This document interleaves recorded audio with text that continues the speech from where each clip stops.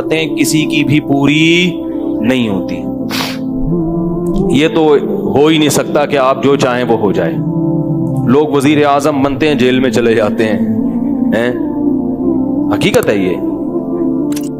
کہاں کہاں انسان پہنچتا ہے, پھانسی کے پھندوں پہ لٹک جاتے ہیں اور معلوم نہیں کیا کیا ہوتا ہے. تو ساری چاہتیں نہیں پوری ہونے والی ہیں آپ کی.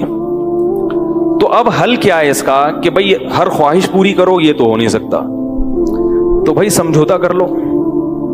کیا خیال ہے؟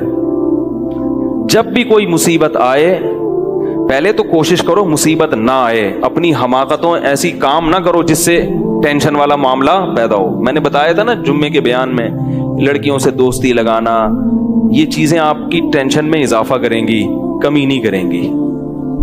حقیقت ہے یہ.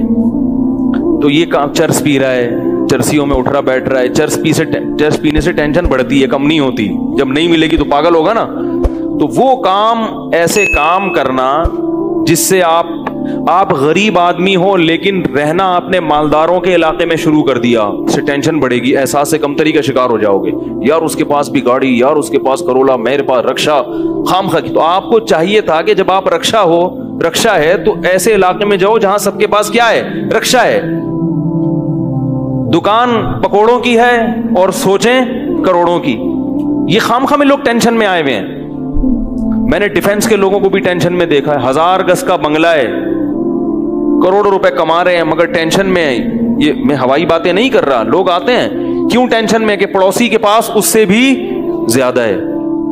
تو یہ ٹینشنیں قدرت کی طرف سے نہیں ہیں, یہ آپ کی اپنی پالی ہوئی ہیں. تو نبی حدیث میں نبی صلی اللہ علیہ وسلم نے فرمایا دنیا میں ہمیشہ اپنے سے کمتر کو دیکھو.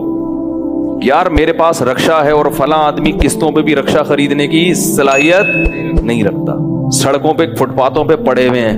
3-4 دن پہلے صدر گیا میں تو دیکھا فٹ پاتھ پہ لوگ پڑے ہوئے ہیں.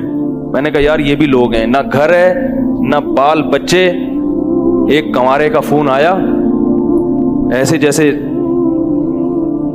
وہ نہیں ہوتی, کیا بولوں میں, ایسے طنز کر رہا تھا, کہہ رہے یار کوئی رشتہ ہی نہیں دیتا, یہ زندگی کوئی زندگی ہے. تو میں نے سوچا, میں نے کہا دیکھو وہ جو صدر میں فٹ پاتھ پہ پڑے ہوئے ہیں نا, ان کو کوئی دے گا رشتہ؟ میں نے کہا تمہیں ابا نے گھر میں رکھا ہوا ہے, روٹی پانی پنکھا سب مل رہا ہے, دعا کرتے ہیں اللہ کوئی انتظام کر دے. نہیں کر رہے تو ان لوگوں کو دیکھو جن کو روٹی پانی بھی نہیں مل رہا. تو اپنے سے کمتر کو دیکھا جائے دنیا کے معاملے میں, اس سے آپ احساس کمتری کا شکار نہیں ہوں گے.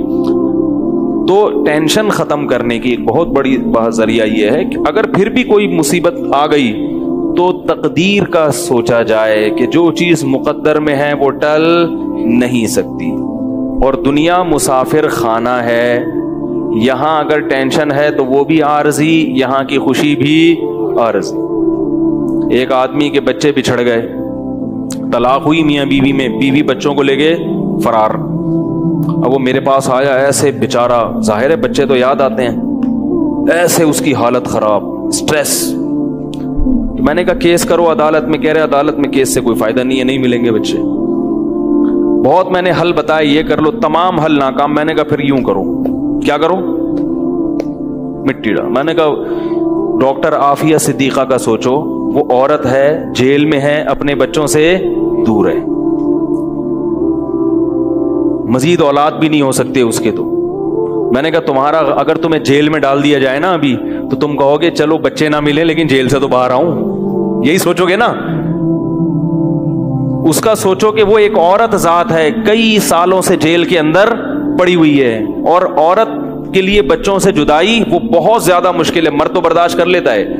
تو میں نے کہا اب جو چیز بس میں نہیں ہے اس پہ غم کرنا فضول, مٹی ڈالو ایسے اور شادی کرو اور مزید نئے بچے پیدا کرو. جب ادھر دوسری اولاد آئے گی تو ادھر سے ذہن آپ کا ہٹ جائے گا.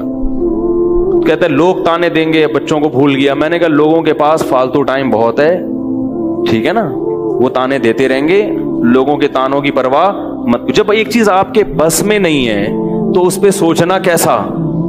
یہ بھی ایک بہت بڑا نسخہ ہے سکون کا کہ جو چیز آپ کے اختیار میں نہیں ہے اس کے بارے میں سوچنا بند کر دو. بھئی جو چیز بس میں نہیں ہے چھوڑ دو. تو ہم بہت ساری چیزوں کی ٹینشن لیتے ہیں جو ہمارے اختیار میں نہیں ہے. پیٹرول مہنگا ہو رہا ہے, بیٹھ کے خام میں پریشان ہے. بھائی تم سے پوچھ کے تھوڑی مہنگا ہوا ہے. غم کرنے سے اگر وہ سستا ہو جائے تو رو. میں ایک دفعہ پیٹرول پمپ گیا, میں نے پیٹرول ڈلوایا اس میں, تو اس نے کہا وہ 5 روپے پر لیٹر بڑھ گیا ہے.